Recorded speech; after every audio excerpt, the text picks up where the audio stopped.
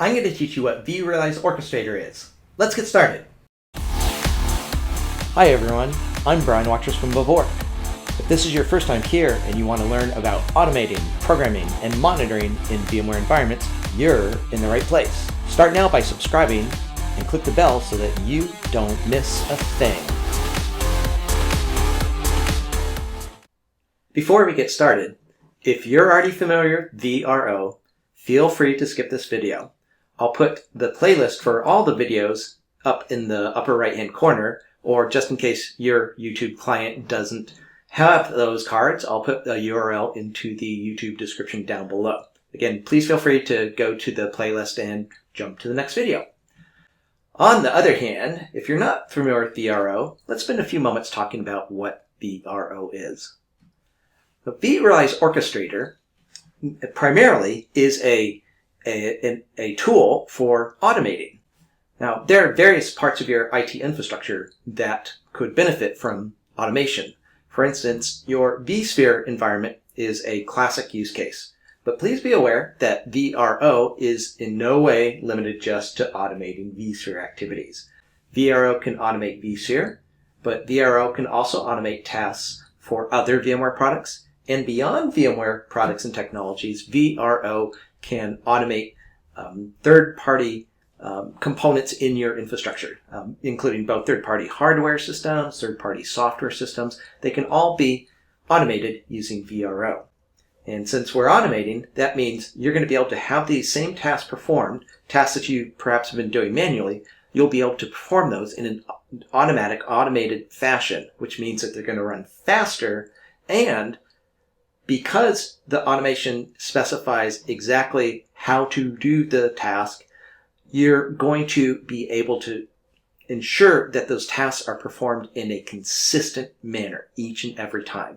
In addition to automation, you'll notice that I've also listed here another similar sounding word called orchestration. As you might imagine, vRO is just one of numerous tools out there, tools and programming languages that allow you to automate.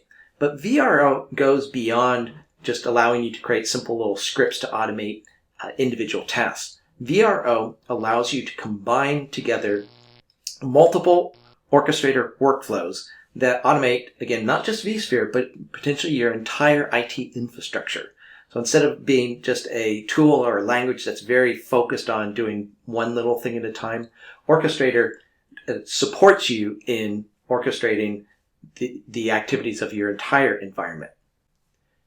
Orchestrator provides a graphical programming environment. So unlike other tools and languages where you spend a lot of time writing code and just not just writing the code, but staring at the code, debugging the code, with Orchestrator, we do much of what's required to create Orchestrator workflows is done in a graphical fashion, which you'll see in the videos coming up here shortly. So rather than have to write tons and tons of code, Orchestrator allows you a more visual, graphical way of developing the automation workflows. Now, you're going to discover here shortly that Orchestrator does support writing code. And in fact, unlike previous versions of Orchestrator, vRealize Orchestrator 8 now actually supports multiple programming languages, which is what we mean when we talk about our polyglot capabilities. So polyglot, multiple languages. vRO, when you're writing code, you can write that code in JavaScript. That's the language that Orchestrator has used traditionally for forever. But as of vRO 8.1, we've also added in support for writing code in your Orchestrator workflows in PowerShell, Python, and Node.js. So depending upon which programming language you're most comfortable with, you are likely to find that Orchestrator supports that one. Orchestrator supports object-oriented programming techniques, which is something that we're going to explore in much more detail later on as these videos unfold. But for right now, if you know what object-oriented programming is and why that makes your life easier, Orchestrator supports object-oriented programming. Again, if you don't know about object-oriented programming, don't worry, we'll talk about that later. And another thing that is very useful in Orchestrator is it has a plugin framework. Now, I'll talk in a few moments about what we mean by that, but trust me, that's one of the things that makes Orchestrator very, very useful. So now that we know that Orchestrator is used for automating not just vSphere and VMware, but potentially your entire IT infrastructure, what are some use cases for vRO? Why would you use Orchestrator? Well, the first use case I'm going to focus on is if you want to automate vSphere type activities in your environment.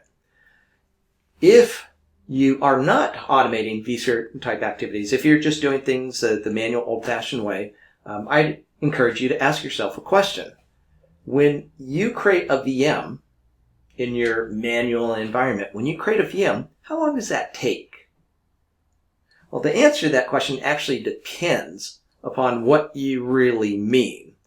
If you are simply talking about using the vSphere client to actually create the VM and that's it, end of story, that's pretty fast. It doesn't take long. Even a larger machine built from a complex template can be built in fairly short order.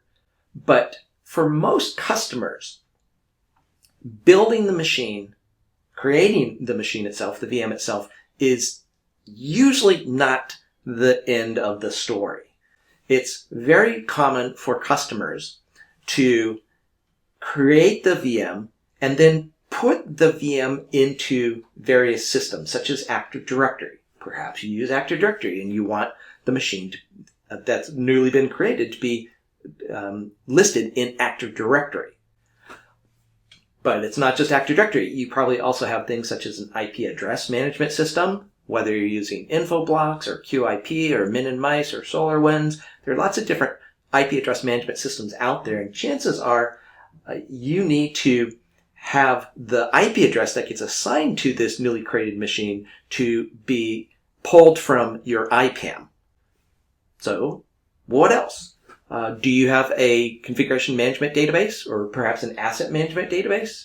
If so, your corporate policies probably dictate that when a machine gets created, that entries need to be added into those types of databases to keep track of all the systems in your IT environment.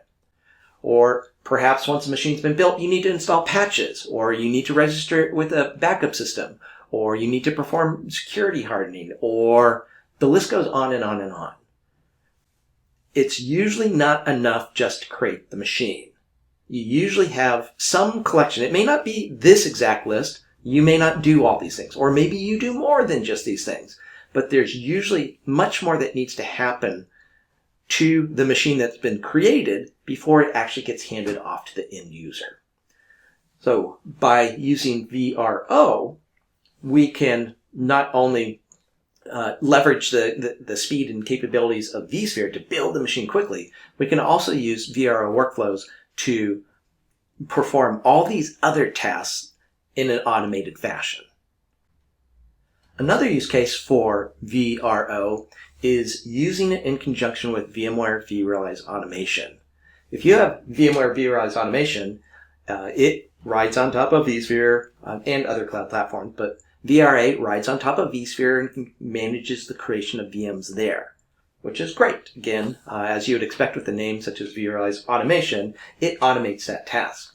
But even in VRA, even though VRA has ties in with various IPAMs, such as Infoblox, there are a lot of IPAMs that there is no native support for in VRA. Plus, there's loads of other systems in your IT infrastructure for which there is no direct integration between VRA and vRO. Now, I'm not saying that VRA lacks integrations. It has lots of different integrations, but it is impossible for VMware to satisfy every single integration need that you, as a customer, may have. Because what you need VRA to integrate with is going to be similar to other customers, but you could have requirements that are just yours and yours alone. In fact, systems that VRA needs to integrate with might be homegrown systems that exist nowhere outside of your own IT environment. So with VRA, yes, VRA is going to do a great job. It does a great job of deploying machines, but like we said in the previous slide, you oftentimes need to integrate those machines with your IT infrastructure. Other things that happen oftentimes with customers is while vRA will automatically generate host names for the machines it's deploying, sometimes you need to deploy machines with host names that comply with your corporate naming standards. And your corporate naming standard for machines may be more complex than the built-in mechanism in vRA is designed to handle. So by creating an orchestrator workflow, you can encode whatever the business logic is that you use to generate names for newly created machines. Again, you can create an orchestrator workflow that generates the machine names, and then vRA, as it's deploying machines, will simply call your orchestrator workflow to get that piece of information, to find out what the host name should be of the newly deployed machine. vRO workflows can be used. They're not always necessary, but sometimes vRO workflows are used in order to integrate between vRA and an IPAM system, such as Infoblocks. Using Infoblocks as an example, that's a case where that is an IPAM for which there is a direct integration into vRA. On the other hand, there are other IPAM systems for which vRA does not have, at least not yet, does not have an integration with your particular IPAM. Now, instead of waiting around for VMware to come out with the next release of vRA that suddenly introduces your IPAM system integration, instead of having to wait on VMware to develop every single possible integration, you can create orchestrator workflows to do that work. So again, by using orchestrator workflows in conjunction with vRA, you're going to be able to more tightly integrate your vRA system and all the activities it's performing. You'll be able to tie those more tightly into your particular environment. Later on in this video series, we're going to talk about things known as custom machine actions and custom services. But you can do great things with those. And in fact, you can do far more than just what I'm showing you here in this highly truncated list here. But I give you this list to consider the types of things that vRO can do to enhance vRA.